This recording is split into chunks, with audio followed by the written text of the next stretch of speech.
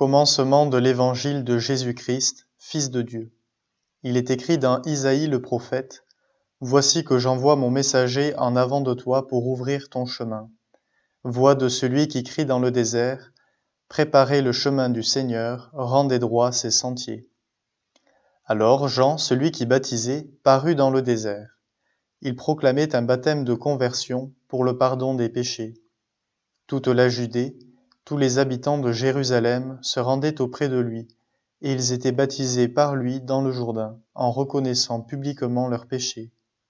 Jean était vêtu de poils de chameau, avec une ceinture de cuir autour des reins. Il se nourrissait de sauterelles et de miel sauvage. Il proclamait, « Voici venir derrière moi celui qui est plus fort que moi. Je ne suis pas digne de m'abaisser pour défaire la courroie de ses sandales. Moi, je vous ai baptisé avec de l'eau. Lui vous baptisera dans l'Esprit Saint. » En ces jours-là, Jésus vint de Nazareth, ville de Galilée, et il fut baptisé par Jean dans le Jourdain. Et aussitôt, en remontant de l'eau, il vit les cieux se déchirer, et l'Esprit descendre sur lui comme une colombe. Il y eut une voix venant des cieux. « Tu es mon Fils bien-aimé, en toi je trouve ma joie. » Aussitôt l'Esprit pousse Jésus au désert, et dans le désert il resta 40 jours tenté par Satan. Il vivait parmi les bêtes sauvages, et les anges le servaient. Après l'arrestation de Jean, Jésus partit pour la Galilée proclamer l'évangile de Dieu. Il disait, « Les temps sont accomplis, le règne de Dieu est tout proche. Convertissez-vous et croyez à l'évangile. » Passant le long de la mer de Galilée, Jésus vit Simon et André le frère de Simon en train de jeter les filets dans la mer, car c'étaient des pêcheurs. Il leur dit, « Venez à ma suite, je vous ferai devenir pêcheurs d'hommes. » Aussitôt, laissant leurs filets, ils le suivirent. Jésus avança un peu et il vit Jacques, fils de Zébédée, et son frère Jean, qui étaient dans la barque et réparaient les filets. Aussitôt Jésus les appela. Alors, laissant dans la barque leur père Zébédée avec ses ouvriers, ils partirent à sa suite. Ils entrèrent à Capharnaüm.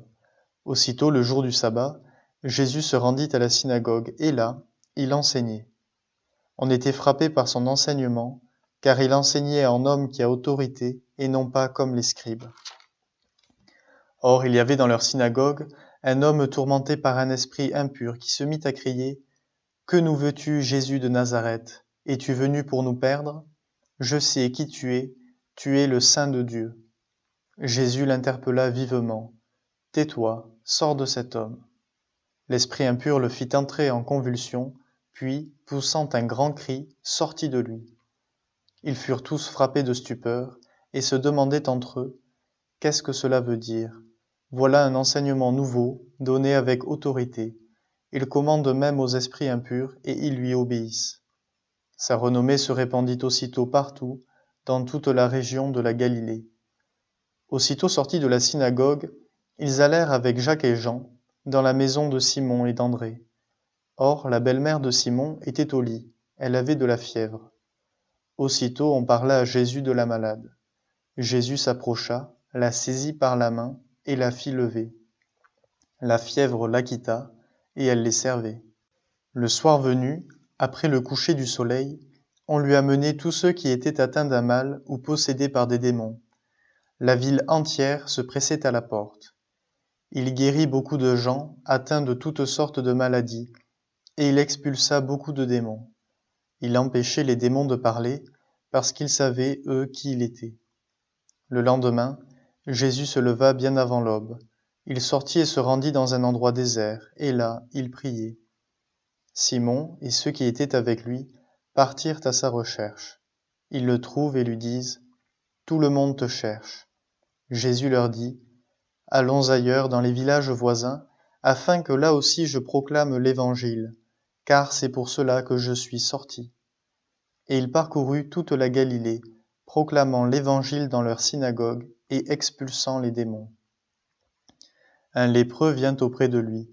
Il le supplie et, tombant à ses genoux, lui dit, « Si tu le veux, tu peux me purifier. » Saisi de compassion, Jésus étendit la main, le toucha et lui dit, « Je le veux, sois purifié. À l'instant même, la lèpre le quitta et il fut purifié. Avec fermeté, Jésus le renvoya aussitôt en lui disant : « Attention, ne dis rien à personne, mais va te montrer au prêtre, et donne pour ta purification ce que Moïse a prescrit dans la loi.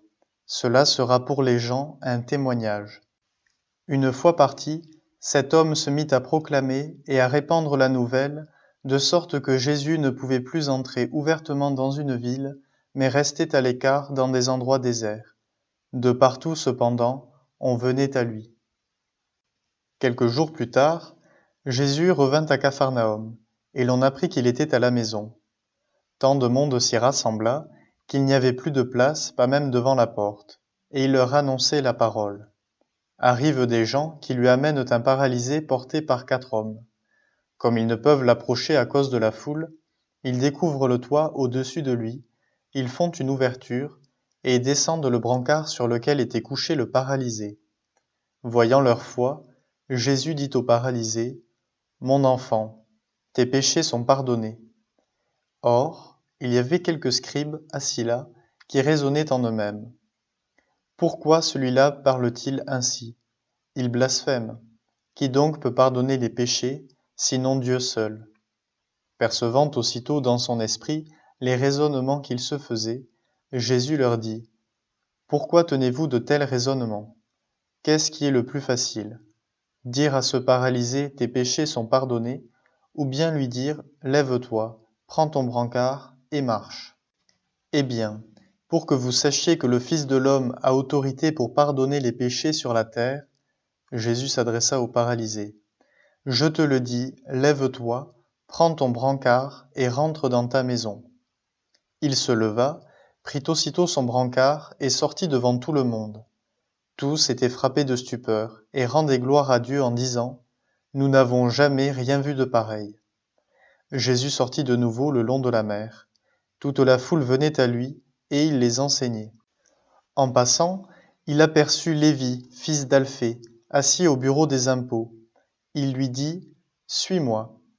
L'homme se leva et le suivit. Comme Jésus était à table dans la maison de Lévi, beaucoup de publicains, c'est-à-dire des collecteurs d'impôts, et beaucoup de pécheurs vinrent prendre place avec Jésus et ses disciples, car ils étaient nombreux à le suivre. Les scribes du groupe des pharisiens, voyant qu'il mangeait avec les pécheurs et les publicains, disaient à ses disciples : Comment ? Il mange avec les publicains et les pécheurs ? Jésus, qui avait entendu, leur déclara : Ce ne sont pas les gens bien portants qui ont besoin du médecin, mais les malades. Je ne suis pas venu appeler des justes, mais des pécheurs. Comme les disciples de Jean le Baptiste et les pharisiens jeûnaient, on vient demander à Jésus : Pourquoi, alors que les disciples de Jean et les disciples des pharisiens jeûnent, tes disciples ne jeûnent-ils pas ? Jésus leur dit : Les invités de la noce pourraient-ils jeûner pendant que l'époux est avec eux ? Tant qu'ils ont l'époux avec eux, ils ne peuvent pas jeûner. Mais des jours viendront où l'époux leur sera enlevé. Alors, ce jour-là, ils jeûneront. Personne ne raccommode un vieux vêtement avec une pièce d'étoffe neuve. Autrement, le morceau neuf ajouté tire sur le vieux tissu, et la déchirure s'agrandit. Ou encore, personne ne met du vin nouveau dans de vieilles outres, car alors le vin fera éclater les outres, et l'on perd à la fois le vin et les outres. À vin nouveau, outre neuve. Un jour de sabbat, Jésus marchait à travers les champs de blé, et ses disciples, chemin faisant, se mirent à arracher des épis. Les pharisiens lui disaient : Regarde ce qu'ils font le jour du sabbat, cela n'est pas permis. Et Jésus leur dit : N'avez-vous jamais lu ce que fit David lorsqu'il fut dans le besoin et qu'il eut faim, lui-même et ceux qui l'accompagnaient ? Au temps du grand prêtre Abiatar, il entra dans la maison de Dieu et mangea les pains de l'offrande que nul n'a le droit de manger sinon les prêtres, et il en donna aussi à ceux qui l'accompagnaient.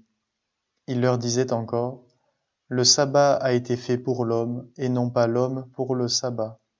Voilà pourquoi le Fils de l'homme est maître même du sabbat. Jésus entra de nouveau dans la synagogue. Il y avait là un homme dont la main était atrophiée.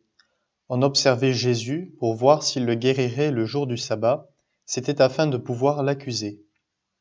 Il dit à l'homme qui avait la main atrophiée, Lève-toi, viens au milieu. Et s'adressant aux autres, Est-il permis le jour du sabbat de faire le bien ou de faire le mal, de sauver une vie ou de tuer? Mais eux se taisaient. Alors, promenant sur eux un regard de colère, navré de l'endurcissement de leur cœur, il dit à l'homme, Étends la main. Il l'étendit, et sa main redevint normale. Une fois sortis, les pharisiens se réunirent en conseil avec les partisans d'Hérode contre Jésus, pour voir comment le faire périr.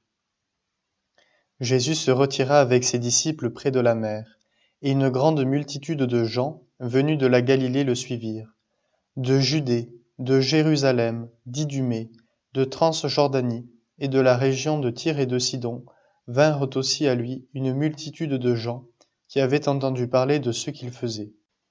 Il dit à ses disciples de tenir une barque à sa disposition pour que la foule ne l'écrase pas, car il avait fait beaucoup de guérisons, si bien que tous ceux qui souffraient de quelque mal se précipitaient sur lui pour le toucher. Et lorsque les esprits impurs le voyaient, ils se jetaient à ses pieds et criaient, Toi, tu es le Fils de Dieu. Mais il leur défendait vivement de le faire connaître. Puis il gravit la montagne, et il appela ceux qu'il voulait. Ils vinrent auprès de lui, et il en institua 12, pour qu'ils soient avec lui, et pour les envoyer proclamer la bonne nouvelle, avec le pouvoir d'expulser les démons. Donc il établit les 12. Pierre, c'est le nom qu'il donna à Simon, Jacques, fils de Zébédée, et Jean, le frère de Jacques. Il leur donna le nom de Boanerges, c'est-à-dire fils du tonnerre. André, Philippe, Barthélemy, Matthieu, Thomas, Jacques fils d'Alphée, Thaddée, Simon le Zélote, et Judas Iscariote, celui-là même qui le livra. Alors Jésus revient à la maison, où de nouveau la foule se rassemble si bien qu'il n'était même pas possible de manger. Les gens de chez lui, l'apprenant, vinrent pour se saisir de lui, car ils affirmaient, Il a perdu la tête. Les scribes, qui étaient descendus de Jérusalem, disaient, Il est possédé par Béelzéboul, c'est par le chef des démons qu'il expulse les démons. Les appelant près de lui, Jésus leur dit en parabole, Comment Satan peut-il expulser Satan? Si un royaume est divisé contre lui-même, ce royaume ne peut pas tenir. Si les gens d'une même maison se divisent entre eux, ces gens ne pourront pas tenir. Si Satan s'est dressé contre lui-même, s'il est divisé, il ne peut pas tenir, c'en est fini de lui. Mais personne ne peut entrer dans la maison d'un homme fort et piller ses biens s'il ne l'a d'abord ligoté. Alors seulement il pillera sa maison. Amen, je vous le dis, tout sera pardonné aux enfants des hommes, leurs péchés et les blasphèmes qu'ils auront proférés. Mais si quelqu'un blasphème contre l'Esprit Saint, il n'aura jamais de pardon, il est coupable d'un péché pour toujours. Jésus parla ainsi parce qu'ils avaient dit, il est possédé par un esprit impur. Alors arrivent sa mère et ses frères. Restant au dehors, ils le font appeler.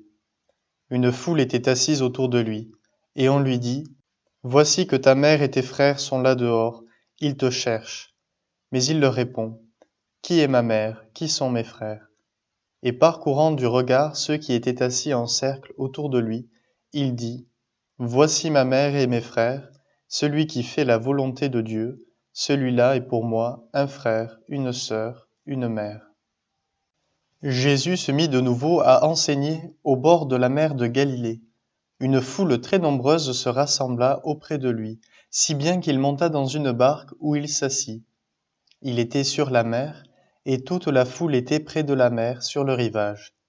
Il leur enseignait beaucoup de choses en paraboles, et dans son enseignement, il leur disait, Écoutez, voici que le semeur sortit pour semer. Comme il semait, du grain est tombé au bord du chemin. Les oiseaux sont venus, et ils ont tout mangé.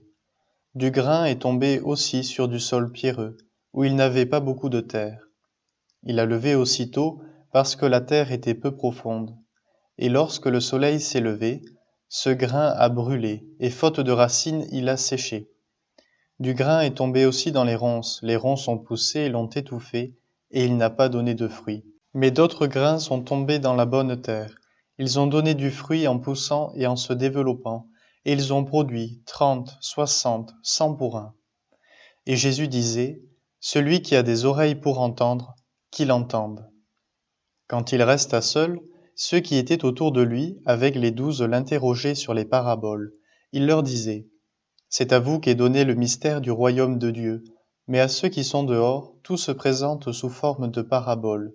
Et ainsi, comme dit le prophète, ils auront beau regarder de tous leurs yeux, ils ne verront pas, ils auront beau écouter de toutes leurs oreilles, ils ne comprendront pas, sinon ils se convertiraient et recevraient le pardon.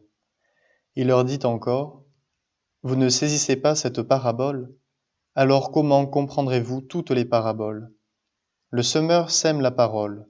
Il y a ceux qui sont au bord du chemin, où la parole est semée. Quand ils l'entendent, Satan vient aussitôt et enlève la parole semée en eux. Et de même il y a ceux qui ont reçu la semence dans les endroits pierreux. Ceux-là, quand ils entendent la parole, ils la reçoivent aussitôt avec joie. Mais ils n'ont pas en eux de racines, ce sont les gens d'un moment. Que vienne la détresse ou la persécution à cause de la parole, ils trébuchent aussitôt. Et il y en a d'autres qui ont reçu la semence dans les ronces. Ceux-ci entendent la parole, mais les soucis du monde, la séduction de la richesse, et toutes les autres convoitises les envahissent et étouffent la parole, qui ne donne pas de fruit. Il y a ceux qui ont reçu la semence dans la bonne terre. Ceux-là entendent la parole, ils l'accueillent, et ils portent du fruit, 30, 60, 100 pour un. Il leur disait encore, est-ce que la lampe est apportée pour être mise sous le boisseau ou sous le lit? N'est-ce pas pour être mise sur le lampadaire? Car rien n'est caché sinon pour être manifesté, rien n'a été gardé secret sinon pour venir à la clarté. Si quelqu'un a des oreilles pour entendre, qu'il entende. Il leur disait encore, faites attention à ce que vous entendez. La mesure que vous utilisez sera utilisée aussi pour vous, et il vous sera donné encore plus. Car celui qui a, on lui donnera, celui qui n'a pas, on lui enlèvera même ce qu'il a. Il disait, il en est du règne de Dieu, comme d'un homme qui jette en terre la semence. Nuit et jour, qu'il dorme ou qu'il se lève, la semence germe et grandit, il ne sait comment.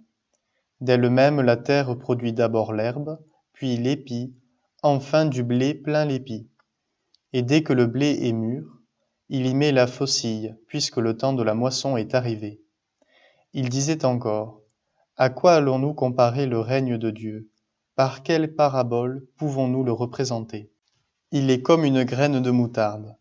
Quand on la sème en terre, elle est la plus petite de toutes les semences, mais quand on l'a semée, elle grandit et dépasse toutes les plantes potagères, et elle étend de longues branches, si bien que les oiseaux du ciel peuvent faire leur nid à son ombre. Par de nombreuses paraboles semblables, Jésus leur annonçait la parole, dans la mesure où ils étaient capables de l'entendre. Il ne leur disait rien sans parabole, mais il expliquait tout à ses disciples en particulier. Ce jour-là, le soir venu, il dit à ses disciples, passons sur l'autre rive. Quittant la foule, ils emmenèrent Jésus, comme il était, dans la barque et d'autres barques l'accompagnaient. Survient une violente tempête. Les vagues se jetaient sur la barque, si bien que déjà elle se remplissait. Lui dormait sur le coussin à l'arrière. Les disciples le réveillent et lui disent, Maître, nous sommes perdus, cela ne te fait rien? Réveillé, il menaça le vent et dit à la mer, Silence, tais-toi. Le vent tomba et il se fit un grand calme. Jésus leur dit, Pourquoi êtes-vous si craintifs? N'avez-vous pas encore la foi? Saisis d'une grande crainte, ils se disaient entre eux, Qui est-il donc celui-ci, pour que même le vent et la mer lui obéissent? Ils arrivèrent sur l'autre rive, de l'autre côté de la mer de Galilée, dans le pays des Géraséniens. Comme Jésus sortait de la barque, aussitôt un homme possédé d'un esprit impur s'avança depuis les tombes à sa rencontre. Il habitait dans les tombeaux, et personne ne pouvait plus l'attacher, même avec une chaîne.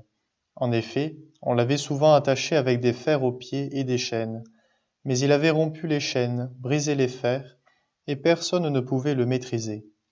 Sans arrêt, nuit et jour, il était parmi les tombeaux et sur les collines à crier et à se blesser avec des pierres. Voyant Jésus de loin, il accourut, se prosterna devant lui et cria d'une voix forte: Que me veux-tu, Jésus, fils du Dieu Très-Haut? Je t'adjure par Dieu, ne me tourmente pas. Jésus lui disait en effet: Esprit impur, sors de cet homme. Et il lui demandait: Quel est ton nom? L'homme lui dit: Mon nom est Légion, car nous sommes beaucoup. Et il suppliait Jésus avec insistance de ne pas les chasser en dehors du pays. Or, il y avait là, du côté de la colline, un grand troupeau de porcs qui cherchait sa nourriture. Alors les esprits impurs supplièrent Jésus: Envoie-nous vers ces porcs, et nous entrerons en eux. Il le leur permit. Ils sortirent alors de l'homme et entrèrent dans les porcs. Du haut de la falaise, le troupeau se précipita dans la mer. Il y avait environ 2000 porcs, et ils se noyaient dans la mer. Ceux qui les gardaient prirent la fuite. Ils annoncèrent la nouvelle dans la ville et dans la campagne, et les gens vinrent voir ce qui s'était passé. Ils arrivent auprès de Jésus, ils voient le possédé assis, habillé, et revenu à la raison, lui qui avait eu la légion de démons, et ils furent saisis de crainte. Ceux qui avaient vu tout cela leur racontèrent l'histoire du possédé et ce qui était arrivé au porc. Alors ils se mirent à supplier Jésus de quitter leur territoire. Comme Jésus remontait dans la barque, le possédé le suppliait de pouvoir être avec lui. Il n'y consentit pas, mais il lui dit: Rentre à la maison auprès des tiens, annonce-leur tout ce que le Seigneur a fait pour toi dans sa miséricorde. Alors l'homme s'en alla.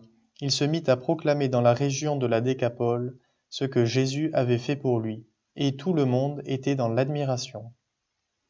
Jésus regagna en barque l'autre rive, et une grande foule s'assembla autour de lui. Il était au bord de la mer. Arrive un des chefs de synagogue nommé Jaïr. Voyant Jésus, il tombe à ses pieds et le supplie instamment: Ma fille, encore si jeune, est à la dernière extrémité. Viens lui imposer les mains pour qu'elle soit sauvée et qu'elle vive. Jésus partit avec lui, et la foule qui le suivait était si nombreuse qu'elle l'écrasait. Or, une femme qui avait des pertes de sang depuis 12 ans, elle avait beaucoup souffert du traitement de nombreux médecins, et elle avait dépensé tous ses biens sans avoir la moindre amélioration. Au contraire, son état avait plutôt empiré. Cette femme donc, ayant appris ce qu'on disait de Jésus, vint par derrière dans la foule et toucha son vêtement. Elle se disait en effet: Si je parviens à toucher seulement son vêtement, je serai sauvée. À l'instant, l'hémorragie s'arrêta, et elle ressentit dans son corps qu'elle était guérie de son mal. Aussitôt, Jésus se rendit compte qu'une force était sortie de lui. Il se retourna dans la foule et il demandait: Qui a touché mes vêtements? Ses disciples lui répondirent: Tu vois bien la foule qui t'écrase et tu demandes qui m'a touché? Mais lui regardait tout autour pour voir celle qui avait fait cela. Alors la femme, saisie de crainte et toute tremblante, sachant ce qui lui était arrivé, vint se jeter à ses pieds et lui dit toute la vérité. Jésus lui dit alors: Ma fille, ta foi t'a sauvée. Va en paix et sois guérie de ton mal. Comme il parlait encore, des gens arrivent de la maison de Jaïr, le chef de synagogue, pour dire à celui-ci: Ta fille vient de mourir. À quoi bon déranger encore le maître? Jésus, surprenant ces mots, dit au chef de synagogue: Ne crains pas, crois seulement. Il ne laissa personne l'accompagner, sauf Pierre, Jacques et Jean, le frère de Jacques. Ils arrivent à la maison du chef de synagogue. Jésus voit l'agitation et des gens qui pleurent et poussent de grands cris. Il entre et leur dit: Pourquoi cette agitation et ces pleurs? L'enfant n'est pas morte, elle dort. Mais on se moquait de lui. Alors il met tout le monde dehors, prend avec lui le père et la mère de l'enfant et ceux qui étaient avec lui, puis il pénètre là où reposait l'enfant. Il saisit la main de l'enfant et lui dit: Talitha koum, ce qui signifie « Jeune fille, je te le dis, lève-toi ». Aussitôt la jeune fille se leva et se mit à marcher. Elle avait en effet 12 ans. Ils furent frappés d'une grande stupeur, et Jésus leur ordonna fermement de ne le faire savoir à personne, puis il leur dit de la faire manger. Sorti de là, Jésus se rendit dans son lieu d'origine, et ses disciples le suivirent. Le jour du sabbat, il se mit à enseigner dans la synagogue. De nombreux auditeurs, frappés d'étonnement, disaient « D'où cela lui vient-il ? Quelle est cette sagesse qui lui a été donnée, et ces grands miracles qui se réalisent par ses mains ? N'est-il pas le charpentier, le fils de Marie, et le frère de Jacques, de José, de Jude et de Simon ? Ses sœurs ne sont-elles pas ici chez nous ? » Et ils étaient profondément choqués à son sujet. Jésus leur disait « Un prophète n'est méprisé que dans son pays, sa parenté et sa maison. » Et là, il ne pouvait accomplir aucun miracle. Il guérit seulement quelques malades en leur imposant les mains. Et il s'étonna de leur manque de foi. Jésus parcourait les villages d'alentour en enseignant. Il appela les 12. Alors il commença à les envoyer en mission 2 par 2. Il leur donnait autorité sur les esprits impurs, et il leur prescrivit de ne rien prendre pour la route, mais seulement un bâton. Pas de pain, pas de sac, pas de pièces de monnaie dans leur ceinture. Mais, disait-il, mettez des sandales, ne prenez pas de tunique de rechange. Il leur disait encore, quand vous avez trouvé l'hospitalité dans une maison, restez-y jusqu'à votre départ. Si dans une localité on refuse de vous accueillir et de vous écouter, partez et secouez la poussière de vos pieds, ce sera pour eux un témoignage. Ils partirent et proclamèrent qu'il fallait se convertir. Ils expulsaient beaucoup de démons, faisaient des onctions d'huile à de nombreux malades et les guérissaient. Le roi Hérode apprit cela. En effet, le nom de Jésus devenait célèbre. On disait « C'est Jean, celui qui baptisait. Il est ressuscité d'entre les morts, et voilà pourquoi des miracles se réalisent par lui. » Certains disaient « C'est le prophète Élie. » D'autres disaient encore « C'est un prophète comme ceux de jadis. » Hérode entendait ces propos et disait « Celui que j'ai fait décapiter, Jean, le voilà ressuscité. » Car c'était lui, Hérode, qui avait donné l'ordre d'arrêter Jean et de l'enchaîner dans la prison, à cause d'Hérodiade, la femme de son frère Philippe, que lui-même avait prise pour épouse. En effet, Jean lui disait « Tu n'as pas le droit de prendre la femme de ton frère. » Hérodiade en voulait donc à Jean, et elle cherchait à le faire mourir. Mais elle n'y arrivait pas parce que Hérode avait peur de Jean. Il savait que c'était un homme juste et saint, et il le protégeait. Quand il l'avait entendu, il était très embarrassé. Cependant, il l'écoutait avec plaisir. Or, une occasion favorable se présenta quand, le jour de son anniversaire, Hérode fit un dîner pour ses dignitaires, pour les chefs de l'armée et pour les notables de la Galilée. La fille d'Hérodiade fit son entrée et dansa. Elle plut à Hérode et à ses convives. Le roi dit à la jeune fille « Demande-moi ce que tu veux, et je te le donnerai. » Et il lui fit ce serment. « Tout ce que tu me demanderas, je te le donnerai, même si c'est la moitié de mon royaume. » Elle sortit alors pour dire à sa mère « Qu'est-ce que je vais demander ?» Hérodiade répondit « La tête de Jean, celui qui baptise. » Aussitôt, la jeune fille s'empressa de retourner auprès du roi et lui fit cette demande. « Je veux que, tout de suite, tu me donnes sur un plat la tête de Jean le Baptiste. » Le roi fut vivement contrarié, mais à cause du serment et des convives, il ne voulut pas lui opposer un refus. Aussitôt il envoya un garde avec l'ordre d'apporter la tête de Jean. Le garde s'en alla décapiter Jean dans la prison. Il apporta la tête sur un plat, la donna à la jeune fille, et la jeune fille la donna à sa mère. Ayant appris cela, les disciples de Jean vinrent prendre son corps et le déposèrent dans un tombeau. Les apôtres se réunirent auprès de Jésus et lui annoncèrent tout ce qu'ils avaient fait et enseigné. Il leur dit « Venez à l'écart dans un endroit désert et reposez-vous un peu. » De fait, Ceux qui arrivaient et ceux qui partaient étaient nombreux, et l'on n'avait même pas le temps de manger. Alors, ils partirent en barque pour un endroit désert, à l'écart. Les gens les virent s'éloigner, et beaucoup comprirent leur intention. Alors, à pied, de toutes les villes, ils coururent là-bas et arrivèrent avant eux. En débarquant, Jésus vit une grande foule.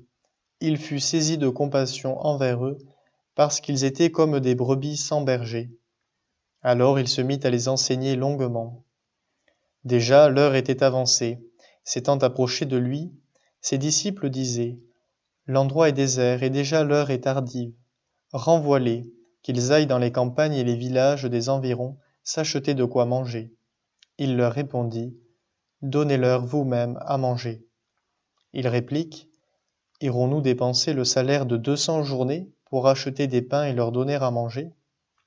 Jésus leur demande: Combien de pains avez-vous? Allez voir.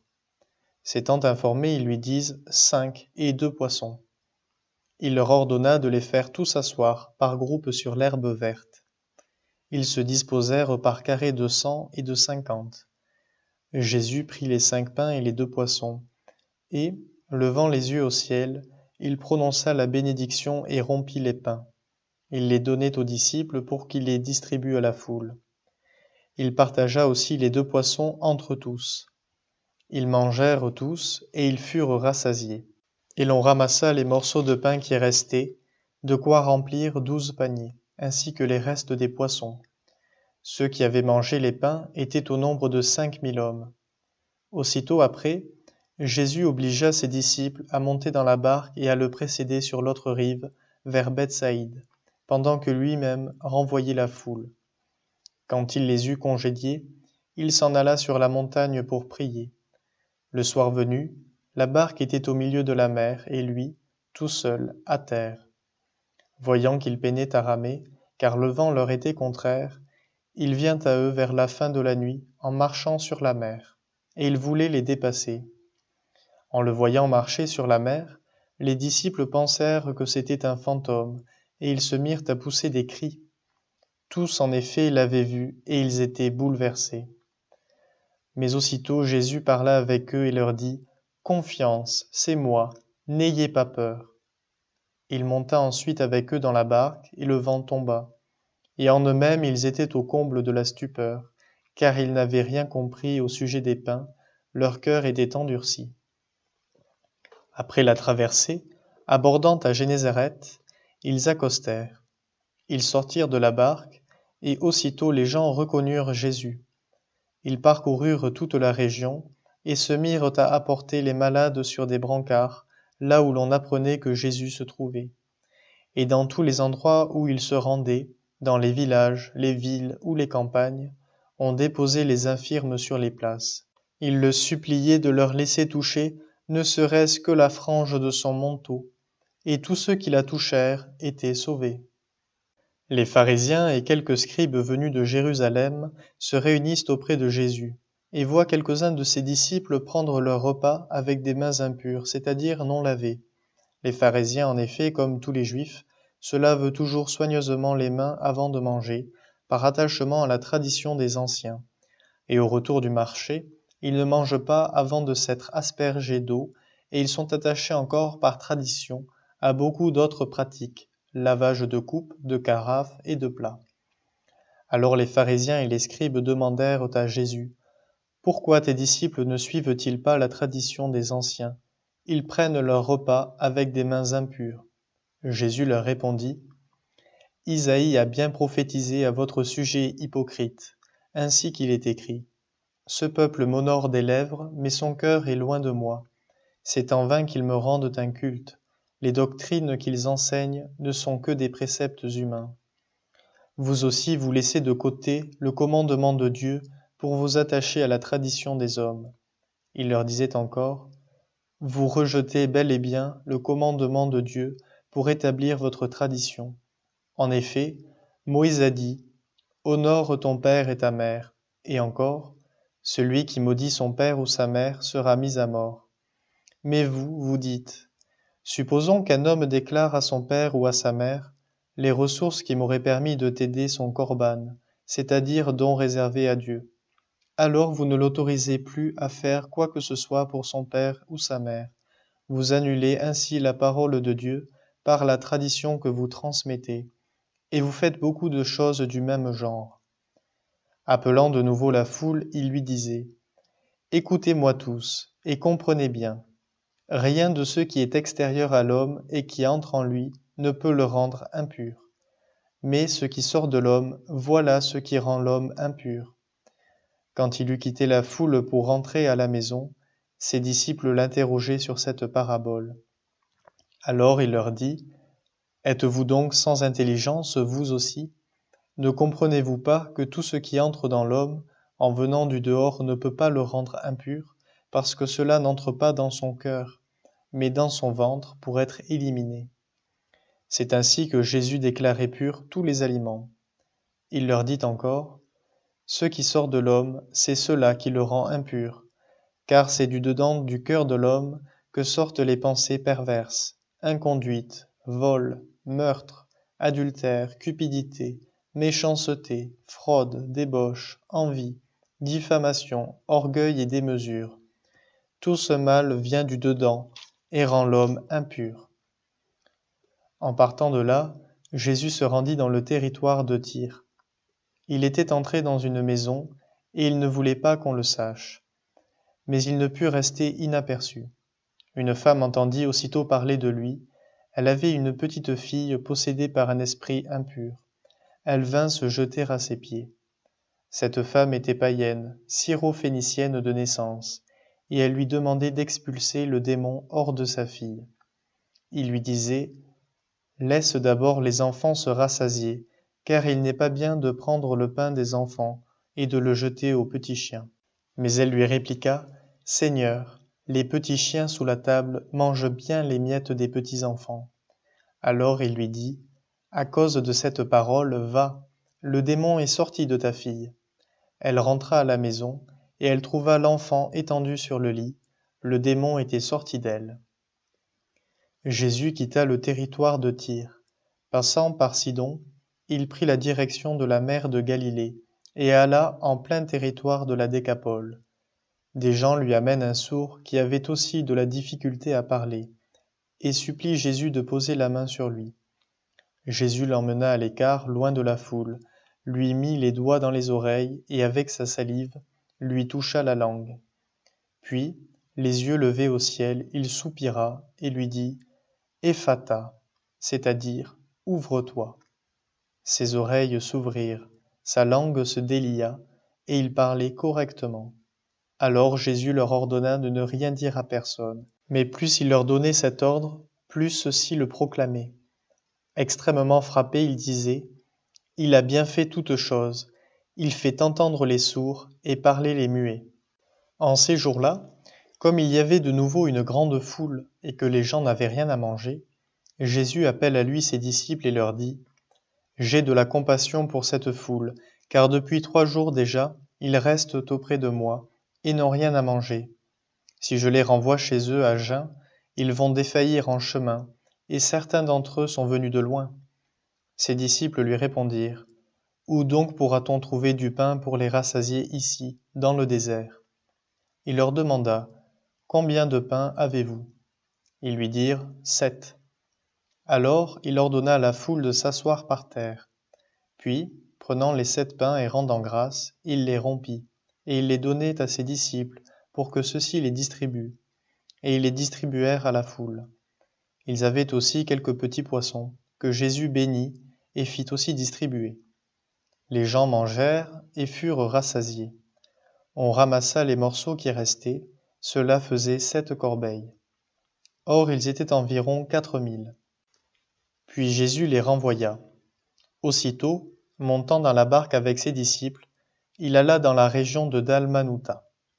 Les pharisiens survinrent et se mirent à discuter avec Jésus pour le mettre à l'épreuve. Ils cherchaient à obtenir de lui un signe venant du ciel.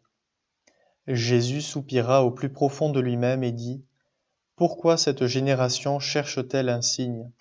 Amen, je vous le déclare, aucun signe ne sera donné à cette génération. Puis il les quitta, remonta en barque, et il partit vers l'autre rive. Les disciples avaient oublié d'emporter des pains, ils n'avaient qu'un seul pain avec eux dans la barque. Or Jésus leur faisait cette recommandation. Attention, prenez garde au levain des pharisiens et au levain d'Hérode. Mais ils discutaient entre eux sur ce manque de pain. Jésus s'en rend compte et leur dit, pourquoi discutez-vous sur ce manque de pain? Vous ne saisissez pas? Vous ne comprenez pas encore? Vous avez le cœur endurci? Vous avez des yeux et vous ne voyez pas? Vous avez des oreilles et vous n'entendez pas? Vous ne vous rappelez pas? Quand j'ai rompu les 5 pains pour 5000 hommes, combien avez-vous ramassé de paniers pleins de morceaux? Ils lui répondirent, 12. Et quand j'en ai rompu 7 pour 4000, combien avez-vous rempli de corbeilles en ramassant les morceaux? Ils lui répondirent, 7. Il leur disait, vous ne comprenez pas encore? Jésus et ses disciples arrivent à Bethsaïde. Des gens lui amènent un aveugle et le supplient de le toucher. Jésus prit l'aveugle par la main et le conduisit hors du village. Il lui mit de la salive sur les yeux et lui imposa les mains. Il lui demandait, aperçois-tu quelque chose? Levant les yeux, l'homme disait, j'aperçois les gens. Ils ressemblent à des arbres que je vois marcher. Puis Jésus, de nouveau, imposa les mains sur les yeux de l'homme. Celui-ci se mit à voir normalement. Il se trouva guéri, et il distinguait tout avec netteté. Jésus le renvoya dans sa maison en disant, ne rentre même pas dans le village. Jésus s'en alla, ainsi que ses disciples, vers les villages situés aux environs de Césarée de Philippe. Chemin faisant, ils interrogeaient ses disciples. Au dire des gens, qui suis-je? Ils lui répondirent, Jean le Baptiste, pour d'autres Élie, pour d'autres un des prophètes. Et lui les interrogeait, et vous, que dites-vous? Pour vous, qui suis-je? Pierre, prenant la parole, lui dit, tu es le Christ. Alors il leur défendit vivement de parler de lui à personne.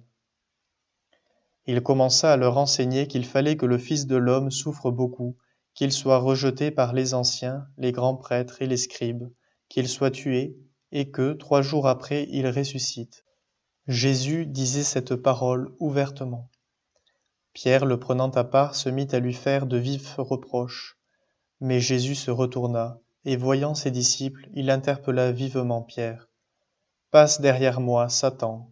Tes pensées ne sont pas celles de Dieu, mais celles des hommes. » Appelant la foule avec ses disciples, il leur dit, « Si quelqu'un veut marcher à ma suite, qu'il renonce à lui-même, qu'il prenne sa croix et qu'il me suive. Car celui qui veut sauver sa vie la perdra, mais celui qui perdra sa vie à cause de moi et de l'Évangile la sauvera. Quel avantage, en effet, un homme a-t-il à gagner le monde entier si c'est au prix de sa vie? Que pourrait-il donner en échange de sa vie? Celui qui a honte de moi et de mes paroles dans cette génération adultère et pécheresse, le Fils de l'homme aussi aura honte de lui quand il viendra dans la gloire de son Père avec les saints anges. » Et il leur disait, « Amen, je vous le dis, parmi ceux qui sont ici, certains ne connaîtront pas la mort avant d'avoir vu le règne de Dieu venu avec puissance. » 6 jours après, Jésus prend avec lui Pierre, Jacques et Jean, et les emmène eux seuls à l'écart sur une haute montagne. Et il fut transfiguré devant eux. Ses vêtements devinrent resplendissants, d'une blancheur telle que personne sur terre ne peut obtenir une blancheur pareille. Élie leur apparut avec Moïse, et tous deux s'entretenaient avec Jésus. Pierre alors prend la parole et dit à Jésus, « Rabbi, il est bon que nous soyons ici. Dressons donc 3 tentes, une pour toi, une pour Moïse et une pour Élie. » De fait, Pierre ne savait que dire, tant leur frayeur était grande. Survint une nuée, qui les couvrit de son ombre, et de la nuée une voix se fit entendre, « Celui-ci est mon Fils bien-aimé, écoutez-le. » Soudain, regardant tout autour, ils ne virent plus que Jésus seul avec eux. Ils descendirent de la montagne, et Jésus leur ordonna de ne raconter à personne ce qu'ils avaient vu, avant que le Fils de l'homme soit ressuscité d'entre les morts. Et ils restèrent fermement attachés à cette parole, tout en se demandant entre eux ce que voulait dire « ressuscité d'entre les morts ». Ils l'interrogeaient. « Pourquoi les scribes disent-ils que le prophète Élie doit venir d'abord ?» Jésus leur dit, certes, Élie vient d'abord pour remettre toute chose à sa place. Mais alors, pourquoi l'Écriture dit-elle, au sujet du Fils de l'homme, qu'il souffrira beaucoup et sera méprisé? Eh bien, je vous le déclare, Élie est déjà venu, et ils lui ont fait tout ce qu'ils ont voulu, comme l'Écriture le dit à son sujet. En rejoignant les autres disciples, ils virent une grande foule qui les entourait, et des scribes qui discutaient avec eux. Aussitôt qu'elle vit Jésus, toute la foule fut stupéfaite, et les gens accouraient pour le saluer. Il leur demanda, de quoi discutez-vous avec eux? Quelqu'un dans la foule lui répondit, Maître, je t'ai amené mon fils. Il est possédé par un esprit qui le rend muet. Cet esprit s'empare de lui n'importe où, il le jette par terre, l'enfant écume, grince des dents et devient tout raide. J'ai demandé à tes disciples d'expulser cet esprit, mais ils n'en ont pas été capables. Prenant la parole, Jésus leur dit, Génération incroyante, combien de temps resterai-je auprès de vous? Combien de temps devrais-je vous supporter? Amenez-le-moi. On le lui amena. Dès qu'il vit Jésus, l'esprit fit entrer l'enfant en convulsion. L'enfant tomba et se roulait par terre en écumant. Jésus interrogea le père. Depuis combien de temps cela lui arrive-t-il? Il répondit, depuis sa petite enfance, et souvent il l'a même jeté dans le feu ou dans l'eau pour le faire périr. Mais si tu peux quelque chose, viens à notre secours, par compassion envers nous. Jésus lui déclara, pourquoi dire si tu peux? Tout est possible pour celui qui croit. Aussitôt le père de l'enfant s'écria, je crois, viens au secours de mon manque de foi. Jésus vit que la foule s'attroupait. Il menaça l'esprit impur en lui disant, Esprit qui rend muet et sourd, je te l'ordonne, sors de cet enfant et n'y rentre plus jamais. Ayant poussé des cris et provoqué des convulsions, l'esprit sortit. L'enfant devint comme un cadavre, de sorte que tout le monde disait, il est mort. Mais Jésus, lui saisissant la main, le releva et il se mit debout. Quand Jésus fut rentré à la maison, ses disciples l'interrogèrent en particulier. Pourquoi est-ce que nous n'avons pas réussi à l'expulser? Jésus leur répondit, cette espèce-là, rien ne peut la faire sortir sauf la prière. Parti de là, il traversait la Galilée. Et Jésus ne voulait pas qu'on le sache, car il enseignait ses disciples en leur disant, le Fils de l'homme est livré aux mains des hommes. Ils le tueront, et, 3 jours après sa mort, il ressuscitera. Mais les disciples ne comprenaient pas ces paroles, et ils avaient peur de l'interroger. Ils arrivèrent à Capharnaüm, et, une fois à la maison, Jésus leur demanda, de quoi discutiez-vous en chemin? Ils se taisaient, car en chemin, ils avaient discuté entre eux pour savoir qui était le plus grand. S'étant assis, Jésus appela les 12 et leur dit, si quelqu'un veut être le premier, qu'il soit le dernier de tous et le serviteur de tous. Prenant alors un enfant, il le plaça au milieu d'eux, l'embrassa et leur dit, quiconque accueille en mon nom un enfant comme celui-ci, c'est moi qui l'accueille. Et celui qui m'accueille, ce n'est pas moi qui l'accueille, mais celui qui m'a envoyé. Jean, l'un des 12, disait à Jésus, Maître, nous avons vu quelqu'un expulser les démons en ton nom. Nous l'en avons empêché, car il n'est pas de ceux qui nous suivent. Jésus répondit, ne l'en empêchez pas, car celui qui fait un miracle en mon nom ne peut pas, aussitôt après, mal parler de moi. Celui qui n'est pas contre nous est pour nous. Et celui qui vous donnera un verre d'eau au nom de votre appartenance au Christ, Amen, je vous le dis, il ne restera pas sans récompense.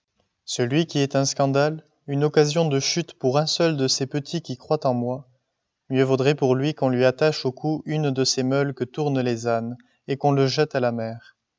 Et si ta main est pour toi une occasion de chute, coupe-la. Mieux vaut pour toi entrer manchot dans la vie éternelle, que de t'en aller dans la géhenne avec tes 2 mains, là où le feu ne s'éteint pas. Si ton pied est pour toi une occasion de chute, coupe-le. Mieux vaut pour toi entrer estropié dans la vie éternelle, que de t'en aller dans la géhenne avec tes 2 pieds. Si ton œil est pour toi une occasion de chute, arrache-le. Mieux vaut pour toi entrer borgne dans le royaume de Dieu, que de t'en aller dans la géhenne avec tes 2 yeux, là où le ver ne meurt pas, et où le feu ne s'éteint pas. Chacun sera salé au feu. C'est une bonne chose que le sel, mais s'il cesse d'être du sel, avec quoi allez-vous lui rendre de la saveur? Ayez du sel en vous-même, et vivez en paix entre vous. » Partant de là, Jésus arrive dans le territoire de la Judée, au-delà du Jourdain. De nouveau, des foules s'assemblent près de lui, et de nouveau, comme d'habitude, il les enseignait. Des pharisiens l'abordèrent et, pour le mettre à l'épreuve, ils lui demandaient: Est-il permis à un mari de renvoyer sa femme?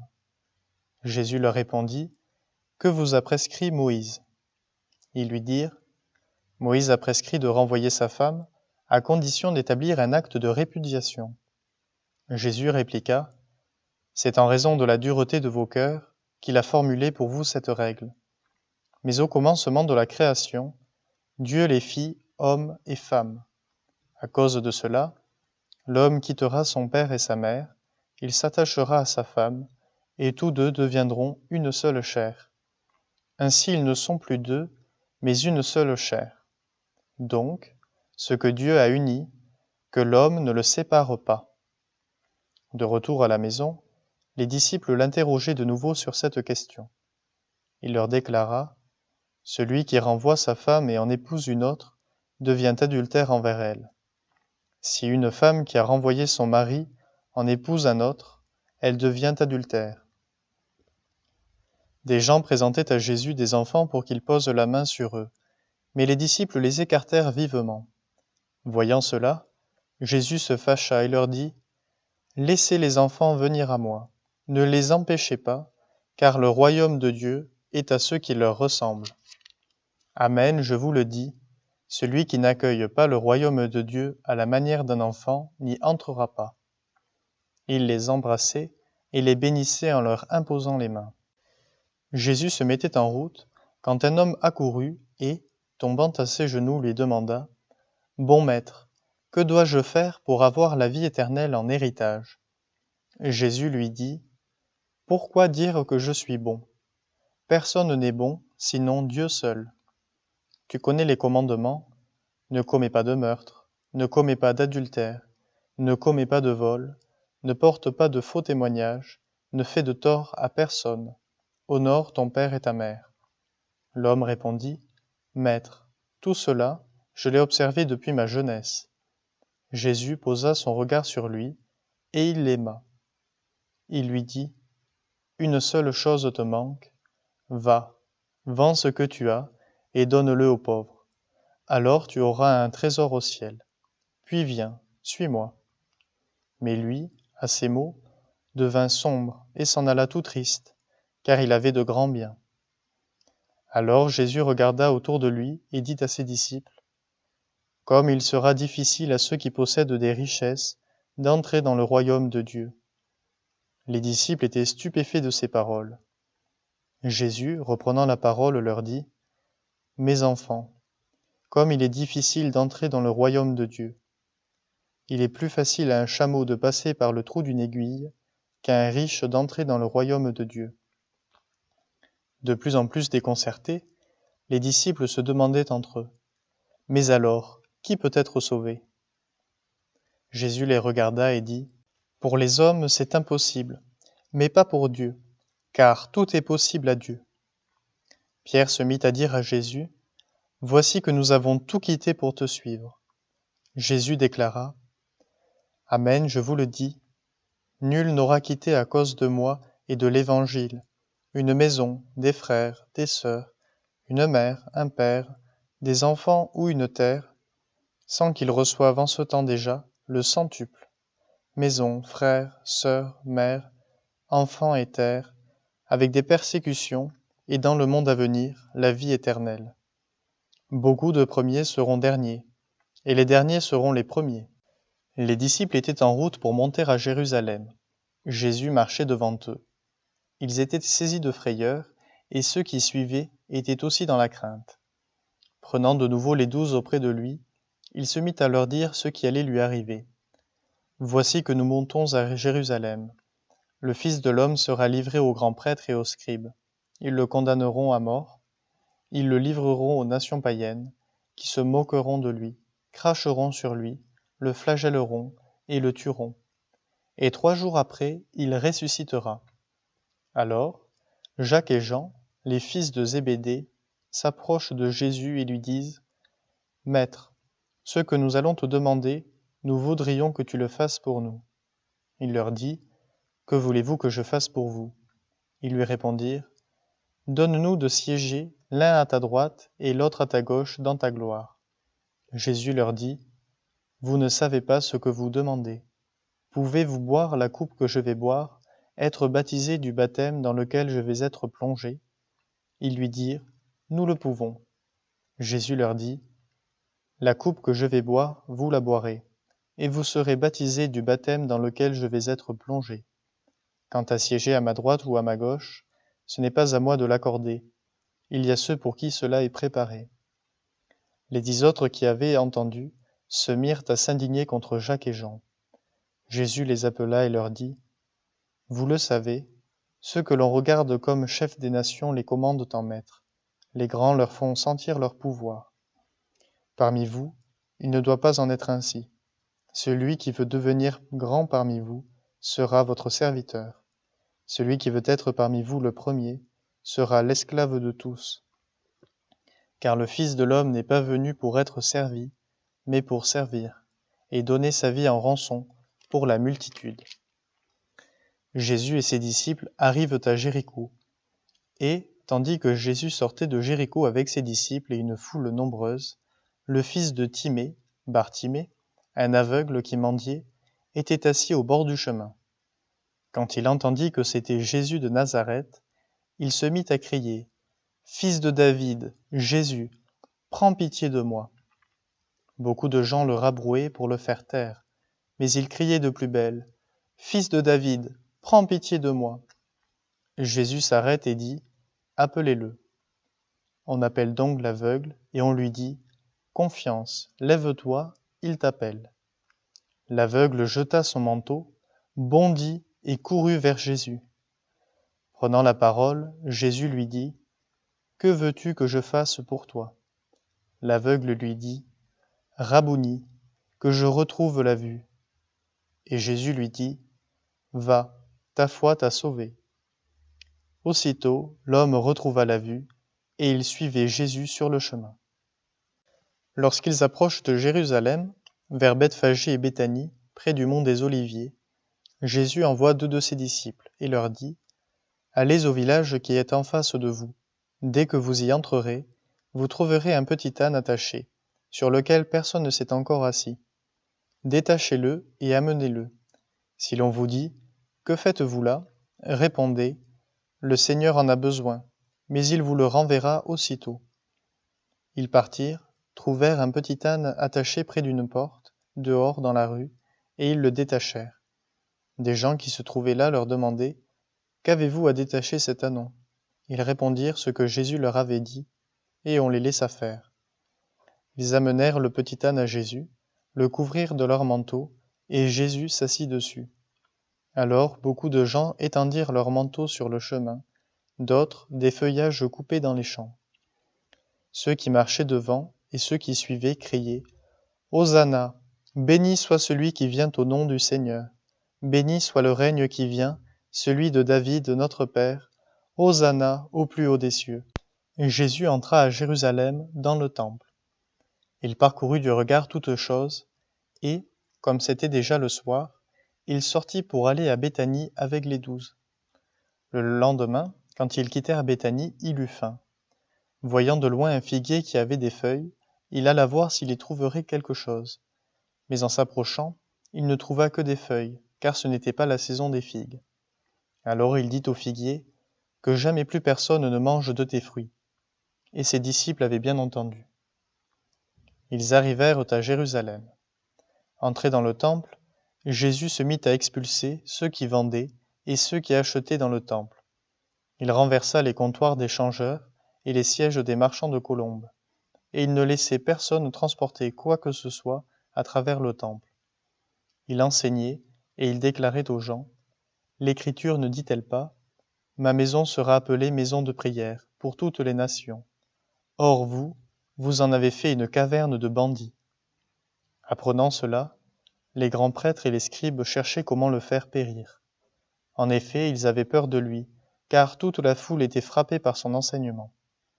Et quand le soir tomba, Jésus et ses disciples s'en allèrent hors de la ville. Le lendemain matin, en passant, ils virent le figuier qui était desséché jusqu'aux racines. Pierre, se rappelant ce qui s'était passé, dit à Jésus, « Rabbi, regarde, le figuier que tu as maudit est desséché. » Alors Jésus, prenant la parole, leur dit, « Ayez foi en Dieu. Amen, je vous le dis, quiconque dira à cette montagne, « Enlève-toi de là et va te jeter dans la mer », s'il ne doute pas dans son cœur, mais s'il croit que ce qu'il dit arrivera, cela lui sera accordé.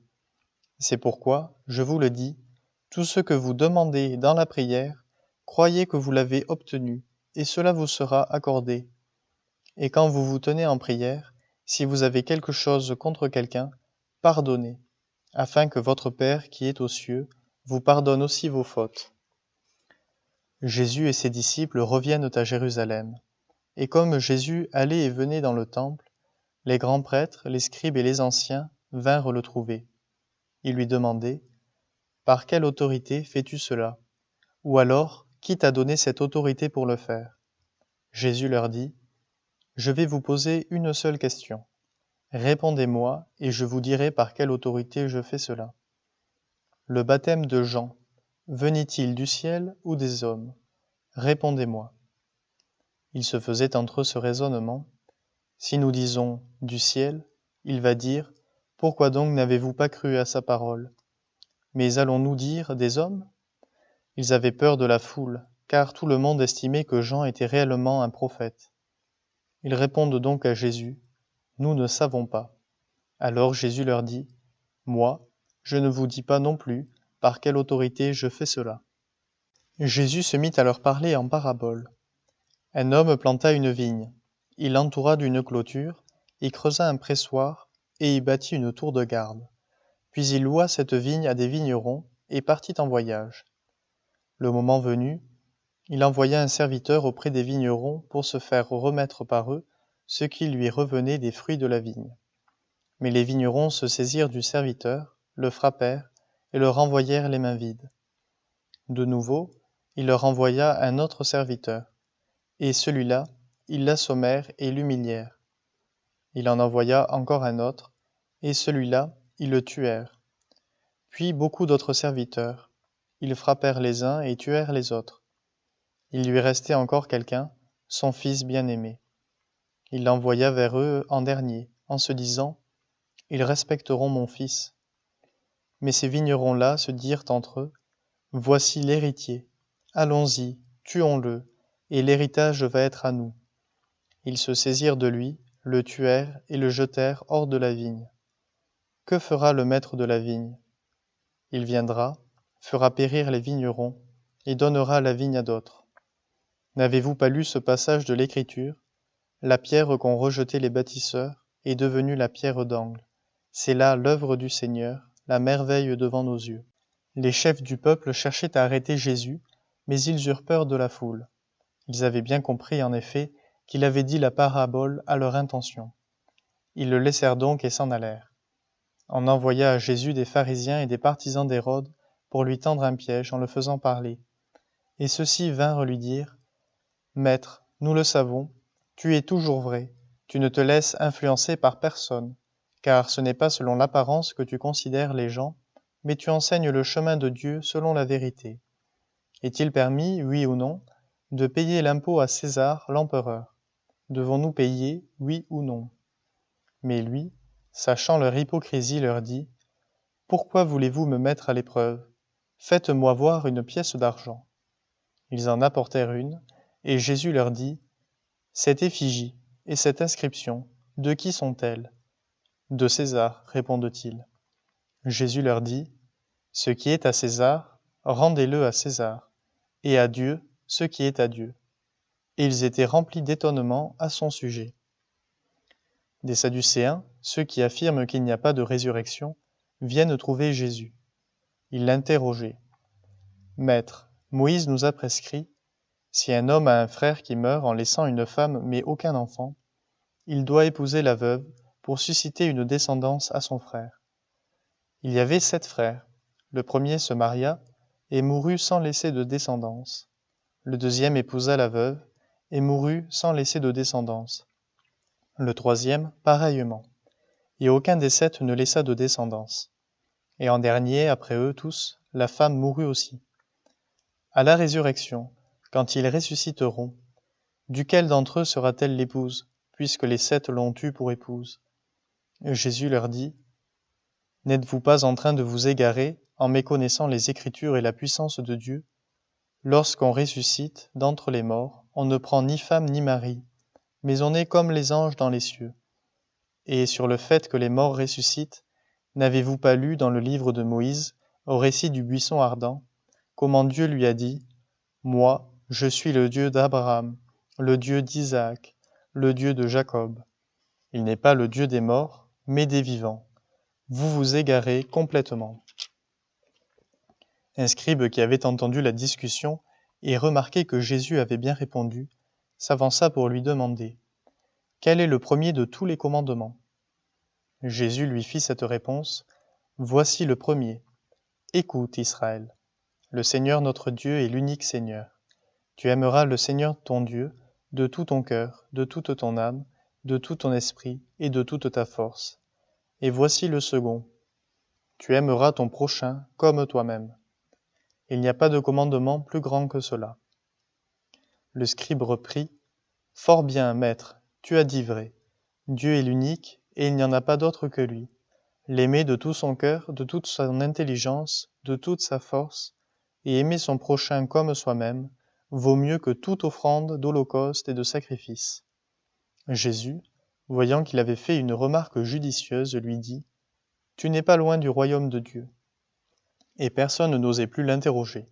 Alors qu'il enseignait dans le temple, Jésus, prenant la parole, déclarait, « Comment les scribes peuvent-ils dire que le Messie est le fils de David? David lui-même a dit, inspiré par l'Esprit Saint, « Le Seigneur a dit à mon Seigneur, siège à ma droite, jusqu'à ce que j'aie placé tes ennemis sous tes pieds. » David lui-même le nomme Seigneur. D'où vient alors qu'il est son fils? Et la foule nombreuse l'écoutait avec plaisir. Dans son enseignement, il disait, « Méfiez-vous des scribes qui tiennent à se promener en vêtements d'apparat et qui aiment les salutations sur les places publiques, les sièges d'honneur dans les synagogues et les places d'honneur dans les dîners. Ils dévorent les biens des veuves et, pour l'apparence, ils font de longues prières. Ils seront d'autant plus sévèrement jugés. » Jésus s'était assis dans le temple en face de la salle du trésor et regardait comment la foule y mettait de l'argent. Beaucoup de riches y mettaient de grosses sommes. Une pauvre veuve s'avança et mit 2 petites pièces de monnaie. Jésus appela ses disciples et leur déclara, « Amen, je vous le dis, cette pauvre veuve a mis dans le trésor plus que tous les autres, car tous, ils ont pris sur leur superflu, mais elle a pris sur son indigence, elle a mis tout ce qu'elle possédait, tout ce qu'elle avait pour vivre. » Comme Jésus sortait du temple, un de ses disciples lui dit, « Maître, regarde, quelle belle pierre, quelle construction !» Mais Jésus lui dit, « Tu vois ces grandes constructions? Il ne restera pas ici pierre sur pierre, tout sera détruit. » Et comme il s'était assis au mont des Oliviers, en face du temple, Pierre, Jacques, Jean et André l'interrogeaient à l'écart. « Dis-nous quand cela arrivera, et quel sera le signe donné lorsque tout cela va se terminer. » Alors Jésus se mit à leur dire, « Prenez garde que personne ne vous égare. Beaucoup viendront sous mon nom, et diront, c'est moi, et ils égareront bien des gens. Quand vous entendrez parler de guerre et de rumeurs de guerre, ne vous laissez pas effrayer. Il faut que cela arrive, mais ce ne sera pas encore la fin. Car on se dressera nation contre nation, royaume contre royaume. Il y aura des tremblements de terre en divers lieux, et il y aura des famines. C'est le commencement des douleurs de l'enfantement. Vous, soyez sur vos gardes. On vous livrera aux tribunaux et aux synagogues. On vous frappera. On vous traduira devant des gouverneurs et des rois à cause de moi. Ce sera pour eux un témoignage. Mais il faut d'abord que l'Évangile soit proclamé à toutes les nations. Et lorsqu'on vous emmènera pour vous livrer, ne vous inquiétez pas d'avance pour savoir ce que vous direz, mais dites ce qui vous sera donné à cette heure-là. Car ce n'est pas vous qui parlerez, mais l'Esprit Saint. Le frère livrera son frère à la mort, et le père son enfant. Les enfants se dresseront contre leurs parents, et les feront mettre à mort. Vous serez détestés de tous à cause de mon nom. Mais celui qui aura persévéré jusqu'à la fin, celui-là sera sauvé. Lorsque vous verrez l'abomination de la désolation installée là où elle ne doit pas être, que le lecteur comprenne, alors ceux qui seront en Judée, qu'ils s'enfuient dans les montagnes. Celui qui sera sur sa terrasse, qu'il n'en descende pas et n'entre pas pour emporter quelque chose de sa maison. Celui qui sera dans son champ, qu'il ne retourne pas en arrière pour emporter son manteau. Malheureuses les femmes qui seront enceintes et celles qui allaiteront en ces jours-là. Priez pour que cela n'arrive pas en hiver, car en ces jours-là, il y aura une détresse telle qu'il n'y en a jamais eu depuis le commencement de la création, quand Dieu créa le monde, jusqu'à maintenant, et telle qu'il n'y en aura jamais plus.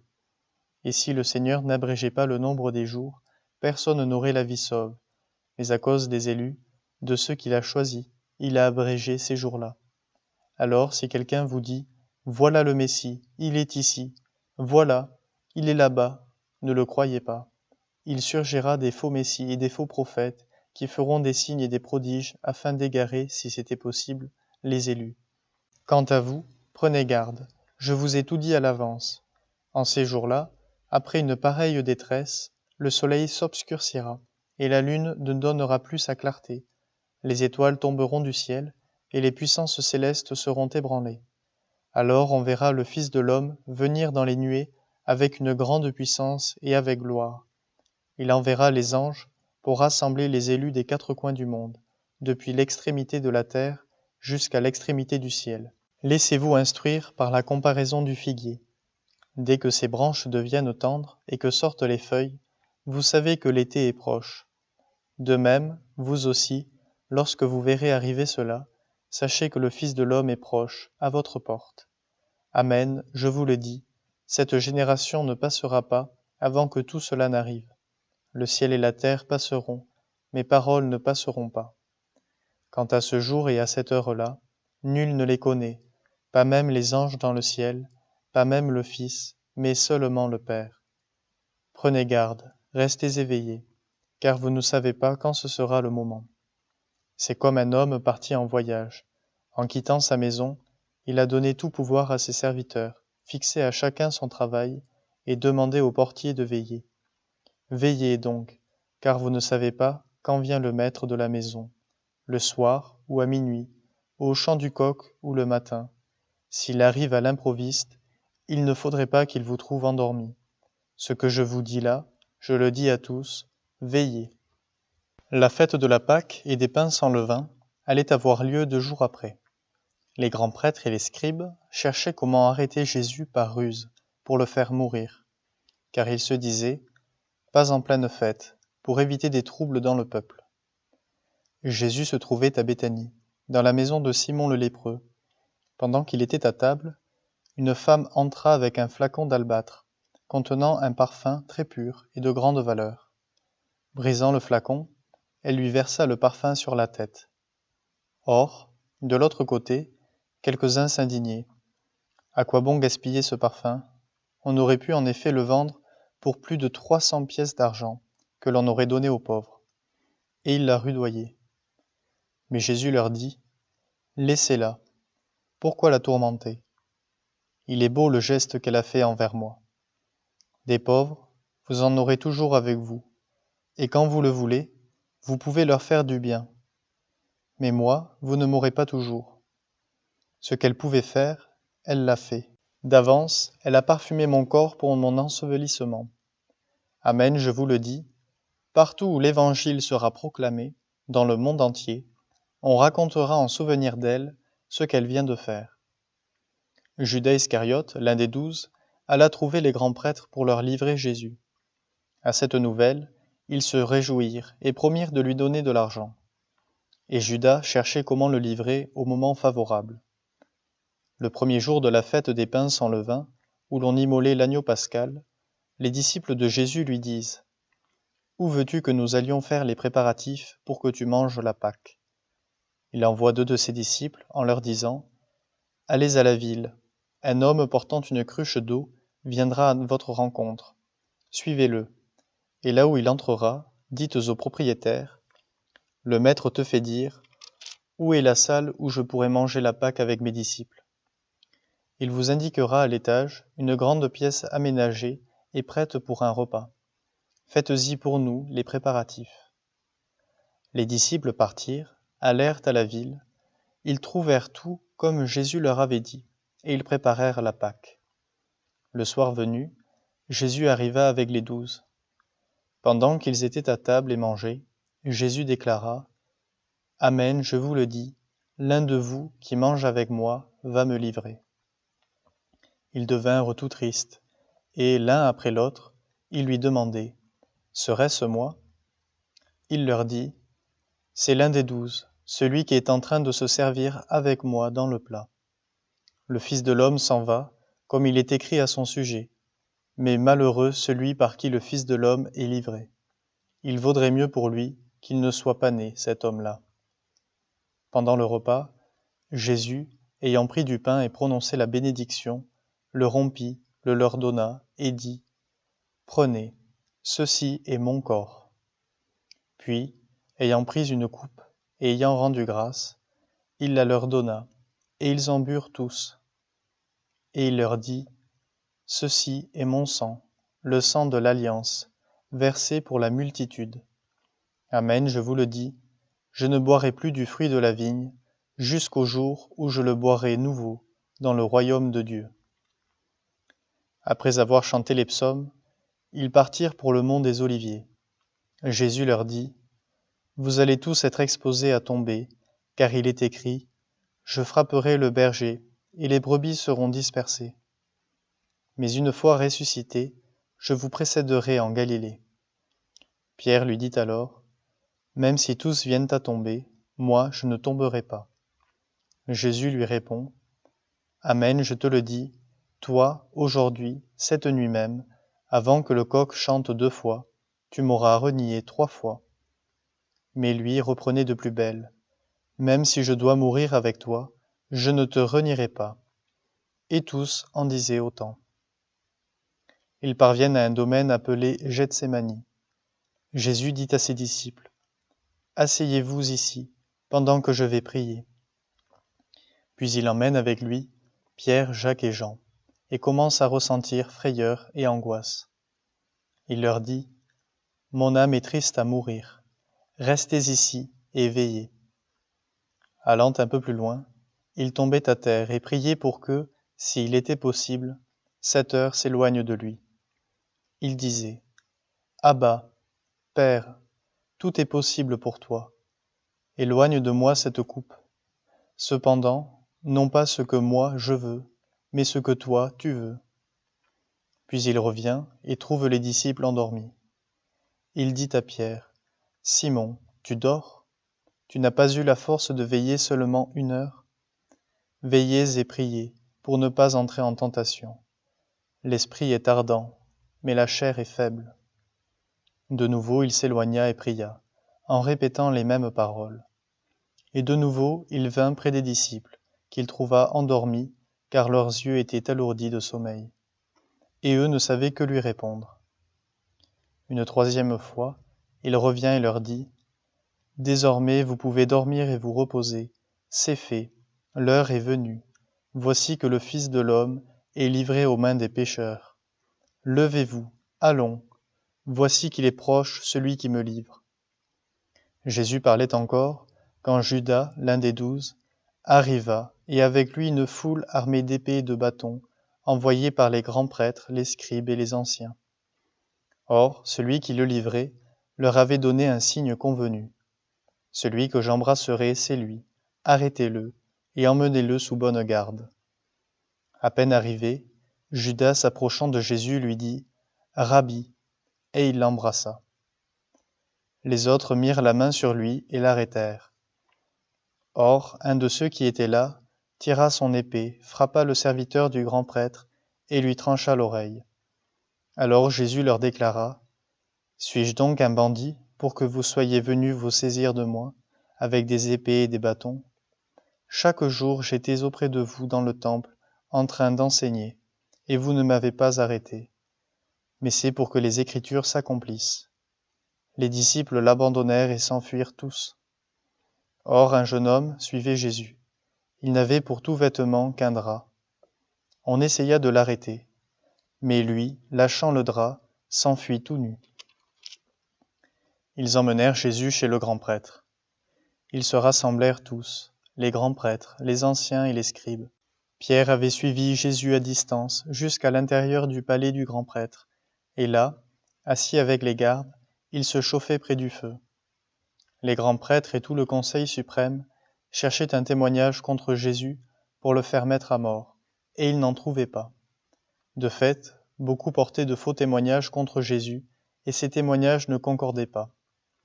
Quelques-uns se levèrent pour porter contre lui ce faux témoignage.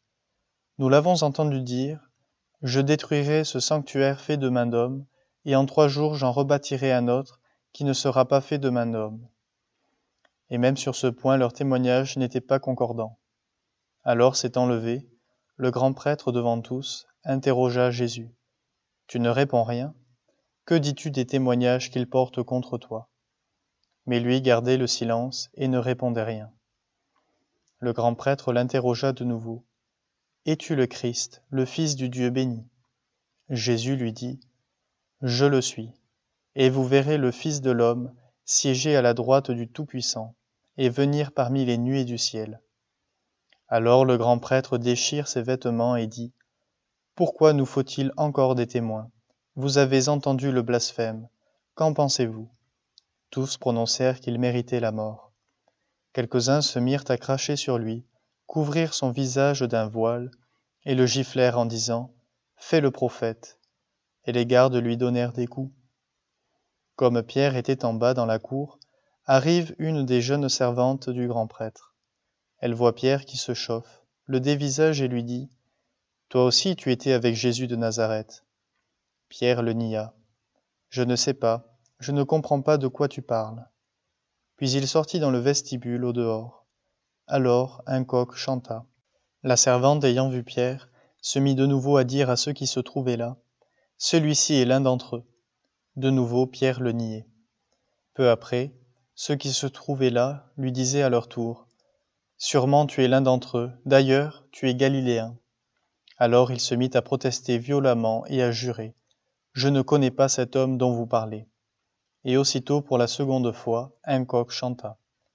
Alors Pierre se rappela cette parole que Jésus lui avait dite: avant que le coq chante 2 fois, tu m'auras renié 3 fois. Et il fondit en larmes. Dès le matin, les grands prêtres convoquèrent les anciens et les scribes, et tout le conseil suprême. Puis, après avoir ligoté Jésus, ils l'emmenèrent et le livrèrent à Pilate. Celui-ci l'interrogea: es-tu le roi des Juifs?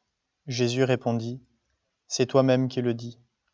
Les grands prêtres multipliaient contre lui les accusations.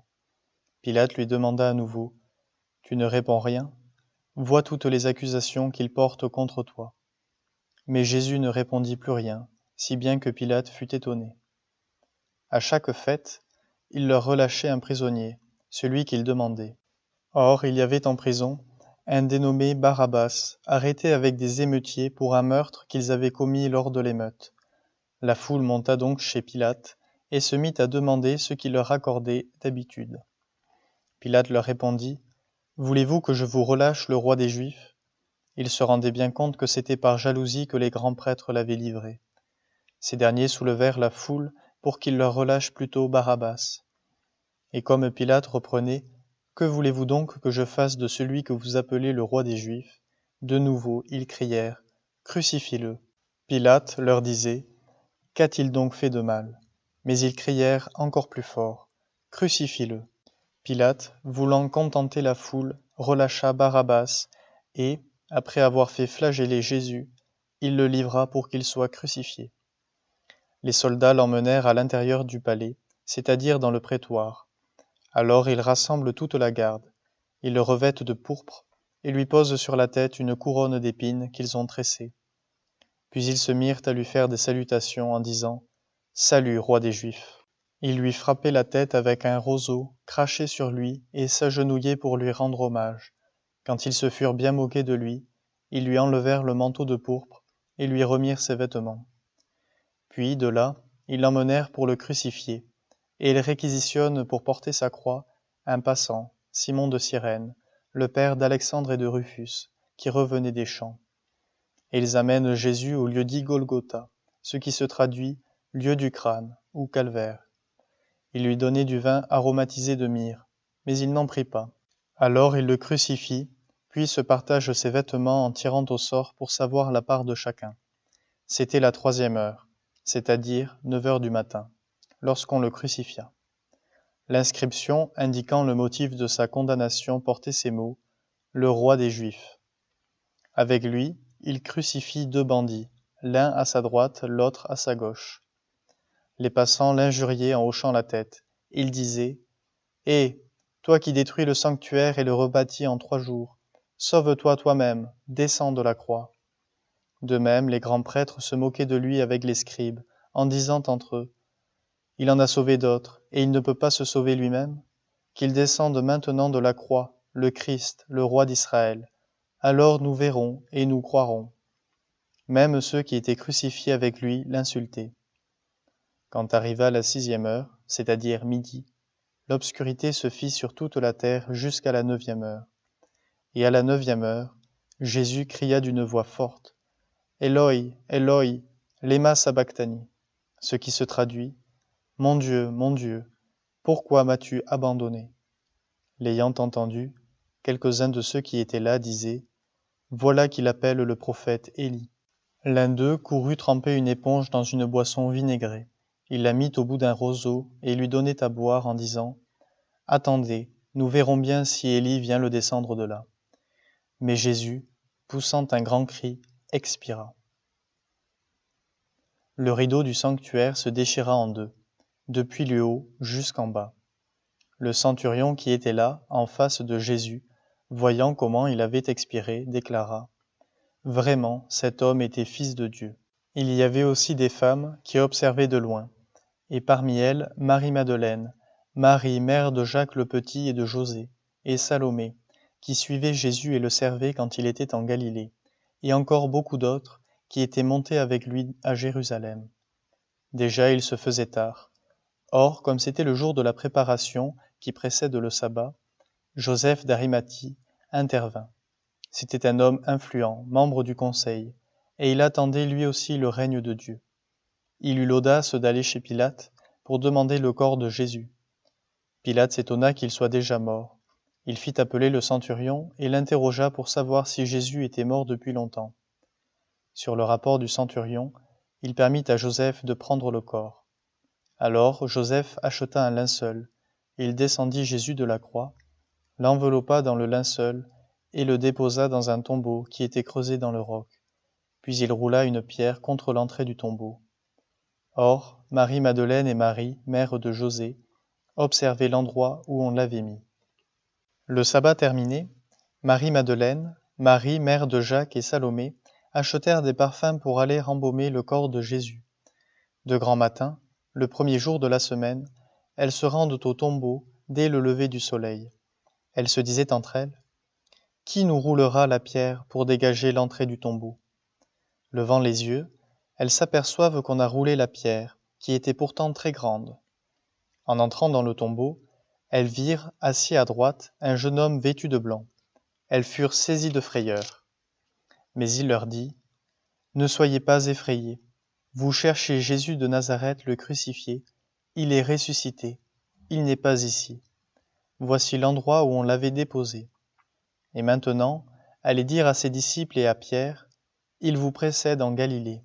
Là, vous le verrez, comme il vous l'a dit. » Elles sortirent et s'enfuirent du tombeau, parce qu'elles étaient toutes tremblantes et hors d'elles-mêmes.